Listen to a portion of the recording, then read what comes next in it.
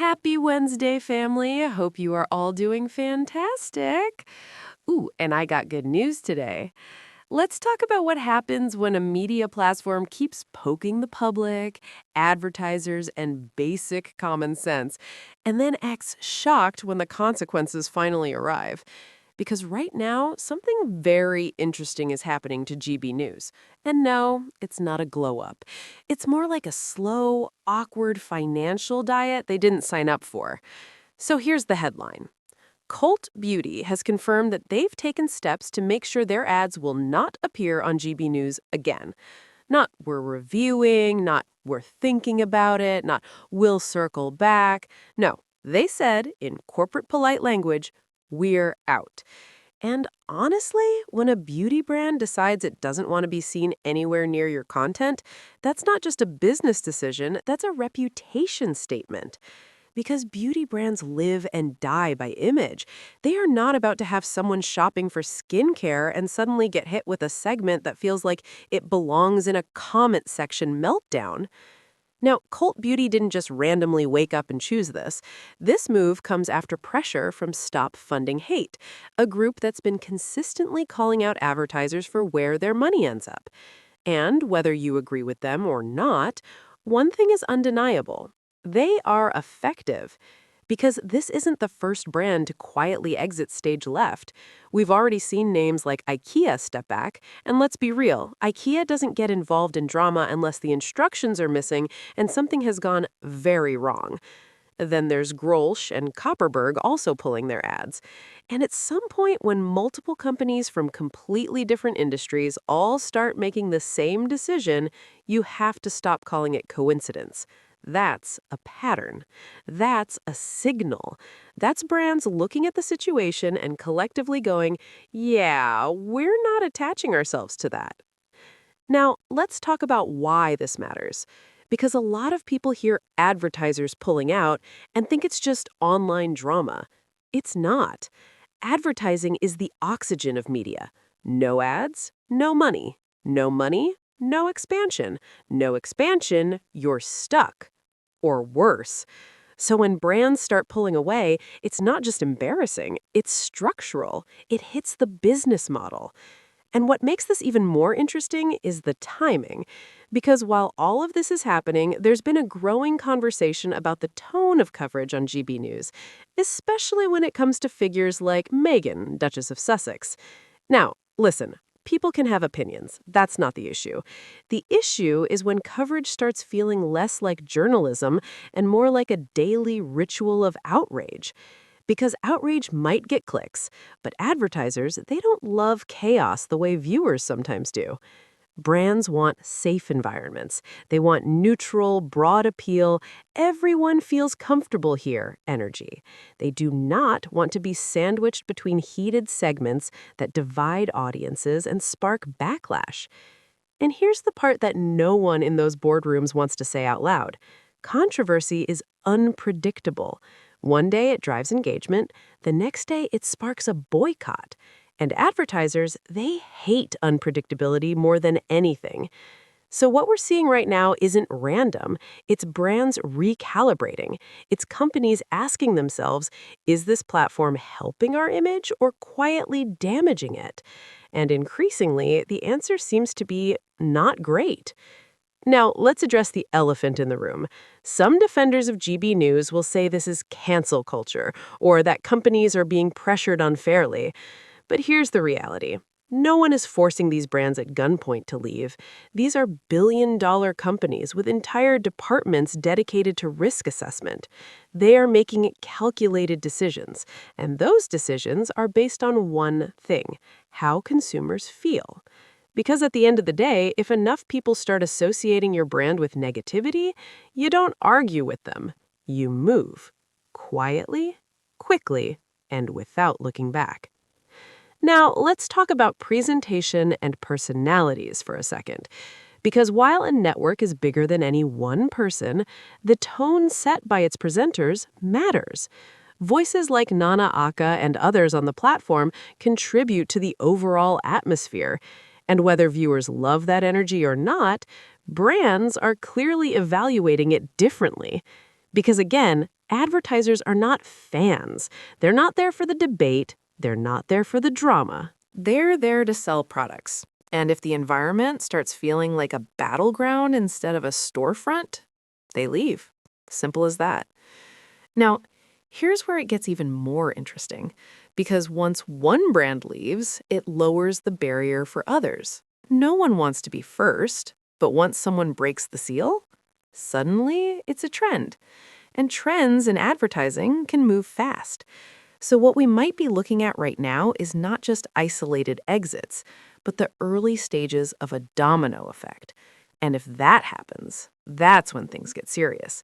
Because it's not about one campaign, it's about momentum. It's about perception. And perception in media is everything.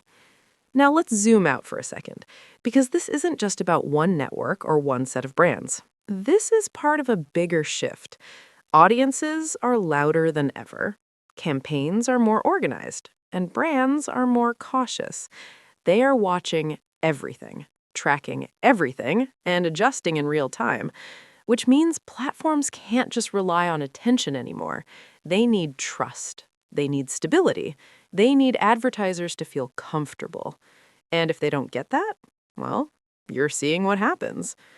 So where does this go from here? That depends. If more brands follow Colt Beauty's lead, this becomes a bigger story. If the network adjusts its tone or strategy, things could stabilize. Or we could be watching a slow, drawn-out reshaping of its entire business model. Either way, one thing is clear. This isn't nothing. This isn't noise. This is a signal. And whether people want to admit it or not, signals like this usually come before bigger changes. So while some viewers might celebrate, others might dismiss it, and some might deny it altogether. The companies with actual money on the line have already made their move. And in business, actions always speak louder than commentary. Let's talk about something advertisers obsess over, but viewers rarely think about: brand safety. It's not glamorous, it's not dramatic, it's basically corporate paranoia with a spreadsheet. But it controls everything. When a company like Colt Beauty looks at where its ads are appearing, it's not just asking, are people watching? It's asking, what mood are they in when they see us? Because nobody is buying a luxury serum while side-eyeing a heated rant that feels like it could spiral into a comment section war. That's not a shopping mindset. That's a close the tab and rethink humanity mindset. And when your platform consistently creates that kind of atmosphere, advertisers start to feel like they've walked into the wrong party. You know that feeling when you show up expecting music and snacks, and instead it's just people arguing in the kitchen? Yeah, that's not where you launch a skincare campaign. So brands don't complain loudly. They don't write emotional posts. They just quietly leave, which is exactly what we're seeing. Outrage is addictive. It's loud, it's fast, it spreads like wildfire. And for a while, it works. It pulls in views, sparks debates, and keeps people watching just to see what gets said next. But here's the uncomfortable truth. Outrage doesn't always translate into stable revenue, because advertisers don't just want attention. They want comfortable attention. They want viewers who are relaxed, receptive, and not 2 seconds away from opening Twitter to vent. And if your content consistently pushes people into emotional extremes, you create a weird problem. People might watch you, but brands don't want to sit next to you. And that's the paradox. You can be loud, visible, and talked about, and still lose money, which, let's be honest, is probably not the business plan anyone pitched at the beginning. Here's the part where things get quietly terrifying for any media platform. One brand leaving? Manageable. 2 brands leaving? Concerning. A pattern of brands leaving. That's when executives start having "we need to talk" meetings with very tight smiles and a very expensive coffee. Because advertising isn't just about individual deals. It's about confidence. And confidence is fragile. Once a few companies step back, others start asking questions. Do they know something we don't? Are we next? Should we get out before this becomes a headline? And suddenly, what started as one decision turns into a ripple, then a wave, then a situation nobody can spin away with a press statement. And that's the stage where things get real, because perceptions start shifting, not just among viewers, but among the people funding the entire operation. Let's be brutally honest for a second. Media platforms don't just sell content, they sell vibes. And right now, the vibe question is doing a lot of heavy lifting. Because when audiences start associating a platform with negativity, conflict, or a very specific tone of coverage, that image sticks. You can rebrand it, defend it, argue about it, but once that perception is out there, it's like glitter. Good luck getting rid of it. And for brands, perception is everything. They don't care about internal debates. They care about how they're seen. So if the environment starts feeling like a place where controversy is the main attraction, advertisers don't try to fix it. They just go somewhere else. It's not personal. It's just business. Cold, efficient, and a little bit ruthless. Now, let's address something that keeps popping up whether people like it or not. Coverage of Meghan, Duchess of Sussex. Because regardless of where you stand, one thing is obvious. She generates attention. A lot of it. But attention alone isn't the issue. It's the type of attention. When coverage starts feeling repetitive, overly critical, or just stuck on a loop, audiences notice. Some get tired, some get defensive, some lean in even harder. But advertisers, they look at all of that and think, this is a minefield. Because the second your ad appears next to that conversation, you're part of it, whether you wanted to be or not. And most brands don't want to accidentally become a supporting character in a never-ending cultural debate. They'd rather sell moisturizer in peace. Is that too much to ask? Apparently, in this media climate, yes. There's this myth that as long as people are watching, everything is fine, that viewership alone can carry a platform indefinitely. But media doesn't work like that anymore.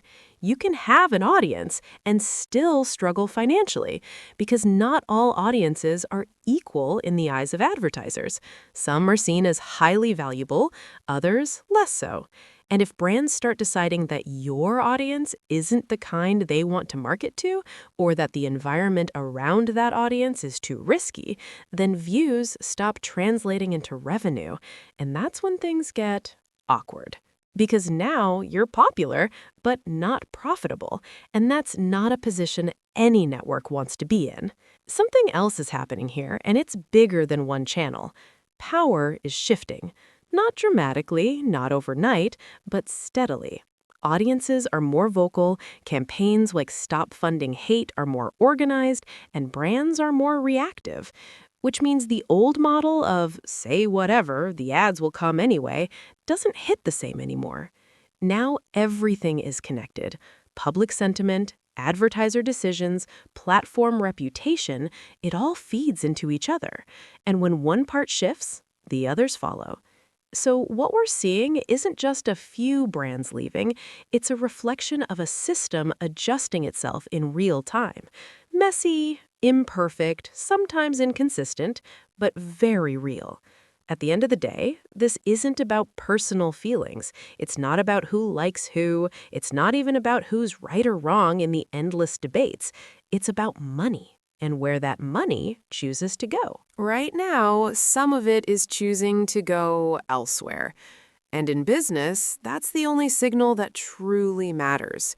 You can argue with critics, you can dismiss campaigns, you can double down on your audience.